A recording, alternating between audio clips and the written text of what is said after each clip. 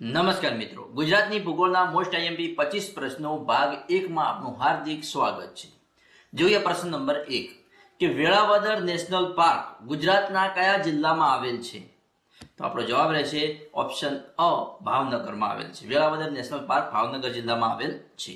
પ્રશ્ન નંબર 2 સૌથી મહત્વનું ગુજરાતનું તીર્થક્ષેત્ર કયું છે? તો જવાબ છે અંકલેશ્વર। સૌથી મહત્વનું ગુજરાતનું તીર્થક્ષેત્ર અંકલેશ્વર છે। પ્રશ્ન નંબર 3 પશુઓના ઘાસચારા માટે નીચેનામાંથી કયો પાક ગણાય છે? તો આપણો જવાબ છે જુવાર। પશુઓના ઘાસચારા માટે જુવાર પાક ગણાય છે। જોઈએ પ્રશ્ન નંબર 4 નીચેનામાંથી કયા પાક માટે સુરત જાણીતું છે? તો જવાબ છે કેળાના પાક માટે સુરત જાણીતું છે। શાના પાક માટે? કેળાના પાક માટે। જોઈએ નેક્સ્ટ પ્રશ્ન નંબર 5 કે ગુજરાતમાં પિરોટન ટાપુઓ ક્યાં આવેલા છે? તો જવાબ છે ઓપ્શન ડી, જોડિયાથી ઓખાના કાંઠા વિસ્તારમાં પિરોટન ટાપુઓ આવેલા છે। પ્રશ્ન નંબર 6 સુતરાઉ કાપડ અંગે સંશોધન કરતી સંસ્થા અટીરા ક્યાં આવેલી છે? તો જવાબ છે અમદાવાદ। સુતરાઉ કાપડ અંગે સંશોધન કરતી સંસ્થા અટીરા અમદાવાદ ખાતે આવેલી છે। પ્રશ્ન નંબર 7 ગ્રેનાઇટ કયા પ્રકારનો પથ્થર છે? જવાબ છે અગ્નિકૃત। ગ્રેનાઇટ એ અગ્નિકૃત પ્રકારનો પથ્થર છે।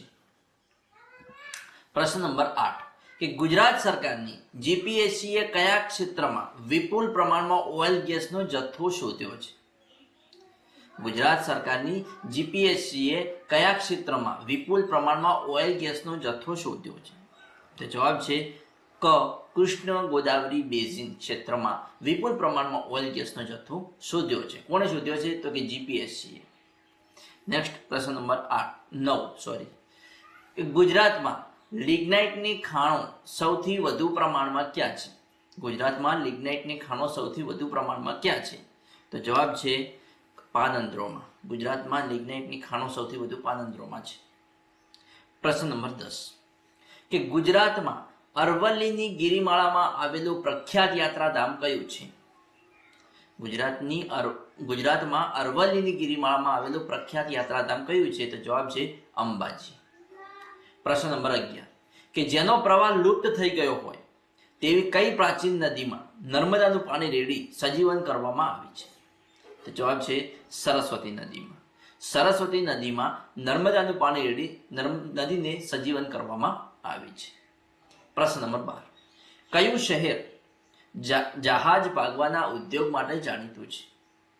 તો અલંગ શહેર જે જહાજ ભાગવાના ઉદ્યોગ માટે જાણીતું છે। પ્રશ્ન નંબર 13 એ કર્કવૃત ગુજરાતના કયા વિસ્તારમાંથી પસાર થાય છે? જવાબ છે ઉત્તર ગુજરાતમાંથી કર્કવૃત પસાર થાય છે। ગુજરાતના ઉત્તર ગુજરાતમાં કર્કવૃત પસાર થાય છે। પ્રશ્ન નંબર 14 કે ખેરના વૃક્ષમાંથી શું પ્રાપ્ત થાય છે? તો ખેરના વૃક્ષમાંથી કાથો પ્રાપ્ત થાય છે। શું પ્રાપ્ત થાય? કાથો પ્રાપ્ત થાય છે। પ્રશ્ન નંબર 15 ઈસબગોલના વ્યાપારનું મહત્વનું મથક કયું છે? ઈસબગોલના વ્યાપારનું મહત્વનું મથક કયું છે? તો જવાબ છે ઊંઝા। ઈસબગોલના વ્યાપારનું મહત્વનું કેન્દ્ર ઊંઝા છે। નેક્સ્ટ તમાકુની ખેતી કયા જિલ્લામાં વધુ થાય છે? તમાકુની ખેતી કયા જિલ્લામાં વધુ થાય છે? તો જવાબ છે ખેડા જિલ્લામાં તમાકુની ખેતી વધુ થાય છે। પ્રશ્ન નંબર 17 કે ગુજરાતમાં વિન્ડ મિલ યોજના ક્યાં કાર્યરત છે? વિન્ડ મિલ યોજના ક્યાં કાર્યરત છે? તો જવાબ છે માંડવી ખાતે વિન્ડ મિલ યોજના કાર્યરત છે। પ્રશ્ન નંબર 18 કે નીચેનામાંથી કયું શહેર મત્સ્ય ઉદ્યોગ માટે જાણીતું છે? કયું શહેર મત્સ્ય ઉદ્યોગ માટે જાણીતું છે? તો જવાબ છે વેરાવળ શહેર મત્સ્ય ઉદ્યોગ માટે જાણીતું છે। પ્રશ્ન નંબર 19 ગાંધાર કઈ કુદરતી સંપત્તિ માટે જાણીતું છે? ગાંધાર કઈ કુદરતી સંપત્તિ માટે જાણીતું છે? જવાબ છે ખનિજ તેલ માટે ગાંધાર જાણીતું છે। પ્રશ્ન નંબર 20 નીચેનામાંથી કયા જિલ્લાને સમુદ્ર કિનારો સ્પર્શે છે? કયા જિલ્લાને સમુદ્ર કિનારો સ્પર્શે છે? તો મહેસાણા। તો મહેસાણાને સમુદ્ર કિનારો સ્પર્શતો નથી, સાબરકાંઠાને પણ સ્પર્શતો નથી કે બનાસકાંઠાને સ્પર્શતો નથી। આપણો જવાબ રહેશે કચ્છ જિલ્લાને સમુદ્ર કિનારો સ્પર્શે છે। પ્રશ્ન નંબર 21 કે બરડો ડુંગર ક્યાં આવેલો છે? બરડો ડુંગર ક્યાં આવેલો છે? તો જવાબ રહેશે સૌરાષ્ટ્રમાં બરડો ડુંગર આવેલો છે।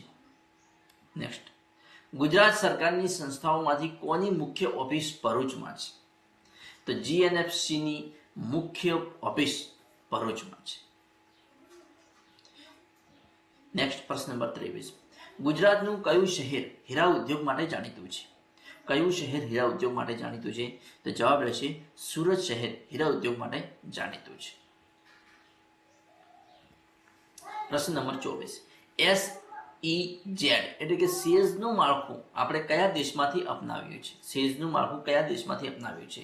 તો જવાબ રહેશે ઓપ્શન એ ચીનમાંથી આપણે અપનાવ્યું છે.